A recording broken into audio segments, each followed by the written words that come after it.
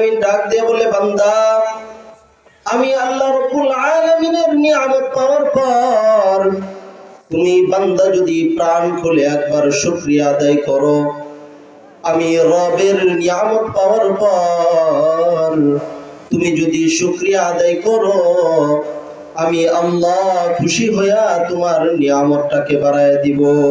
সুবহানাল্লাহ। আর যদি বান্দা আমার নিয়ামত পাওয়ার পর আমার শুকরিয়া আদায় না করো রে বান্দা, তাহলে তোমার জন্য কিন্তু কঠিন ধমকি রয়ে গেছে। তোমার নিয়ামতকে আমি আল্লাহ রাব্বুল আলামিন ছিনিয়ে নিব। শুধু কি বান্দা তাই, আমি আল্লাহ তোমার জন্য কঠিন আযাবের ব্যবস্থা করে দিব। ওয়ালা ইন কাফারতুম ইন্না আযাবি লাশাদীদ। এই জন্য মুহতারাম হাজিরিন, হার নিয়ামতের জন্য আমার আপনার রব্বে কাবার শুকরিয়া আদায় করতে হবে।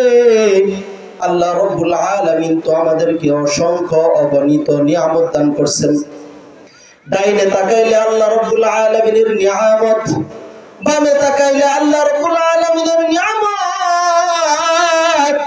সামনে পিছনে উপরে নিচে যেদিকে তাকাবেন সব দিকে শুধু রব্বে কাবার নিয়ামত দিয়ে আমাদেরকে ভরে রাখছে। আল্লাহ তাআলার নিয়ামত আর নিয়ামত আমাদেরকে দান করছেন। এত নিয়ামত পাওয়ার পর ও বান্দা, তোমরা যদি আমি আল্লাহর নিয়ামতের শুকরিয়া আদায় না করো, তাহলে কি পরিমাণ নাফরমান তুমি, কি পরিমাণ নাফরমান বান্দা তুমি। আমি আল্লাহর এত নিয়ামত পাওয়ার পর আমি আল্লাহর একটা শুকরিয়া আদায় তোমার নসিবে জুটে না।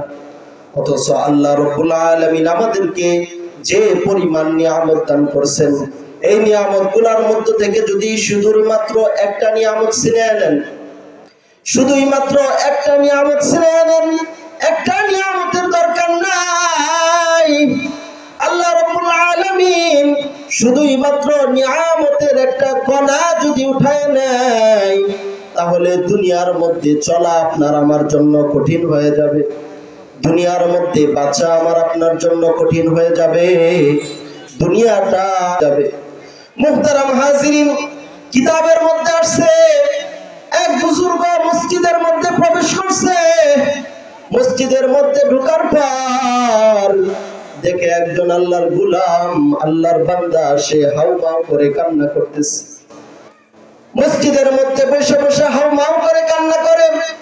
বুজুর্গ ডাক দিয়ে বলে, ভাই কি ব্যথা তোমার, কি দুঃখ, কি কষ্ট, কি কষ্টের কারণে তুমি এইরকম ভাবে মসজিদের ভিতরে হাউমাউ করে কান্না করো? আল্লাহর বান্দা ডাক দিয়ে বলে, হযরত 30 বছর আগে আল্লাহ রাব্বুল আলামিন আমার থেকে একটা নিয়ামত ছিনিয়ে নিছে। কত বছর আগে? 30 বছর আগে আমার থেকে রব্বে কাবা একটা নিয়ামত ছিনিয়ে নিছে। ও হযরত, একটা নিয়ামত ছিনিয়ে নেওয়া, একটা নিয়ামত আমার থেকে উঠায় নেওয়ার কারণে দুনিয়ার মধ্যে সবচাইতে দুঃখী মানুষ হলাম আমি। দুনিয়ার মধ্যে আমার চাইতে দুঃখী মানুষ আমার দেখা মতো আর নাই। এত